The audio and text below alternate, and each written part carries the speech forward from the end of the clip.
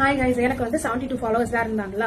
எனக்கு ஃபாலோவர்ஸ் வந்து இன்க்ரீஸ் ஆக மாட்டாங்க. ஸோ எப்படி இன்க்ரீஸ் பண்றதுன்னு ChatGPT அங்கிள், பெர்ப்ளெக்சிட்டி அண்ணா இவங்க எல்லாத்தையும் போட்டு பார்த்தா எனக்கு புரியல. ரொம்ப இன்டெப்தான டேர்ம்லாம் கொடுத்தது. நான் கொஞ்சம் இன்டெப்தா உட்காந்து படிச்சாதான் அது வந்து எனக்கு புரியும். சரி, ஈஸியா எதனா ஹேக்ஸ் அந்த மாதிரி இருக்குமா அப்படின்ட்டு இன்ஸ்டாகிராம்ல போட்டு பார்த்தேன். ஏன் போட்டு பார்த்தா நான் இன்னி வரைக்கும் ஃபீல் பண்றேன். அதாவது இந்த மாதிரி இப்போ இந்த ஒரு மார்க்கமான ஒரு ரீல்ஸ் எல்லாம் ட்ரெண்டிங்ல இருக்கு. அதாவது follow me, unfollow me, follow me, you will get 10 followers. அதையே நான் நம்பி ட்ரை பண்ணி பார்த்தேன். இன்னொரு டைப் வந்து let support girls, follow me, I will follow you. Next 10K கீழே 5K இருக்கவங்கள கமெண்ட் பண்ணுங்க, நான் உங்களை ஃபாலோ பண்றேன், நான் உங்களை சப்போர்ட் பண்றேன் அப்படின்னு.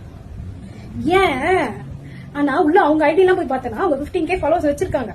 கமெண்ட் செக்ஷன்ல பார்த்தா 11,300 சம்திங் கமெண்ட்ஸ் இருக்கு. ஆனா அவங்க ஃபாலோ பண்றது பார்த்தா 600. எதுக்கு இந்த பித்தலாட்டம்?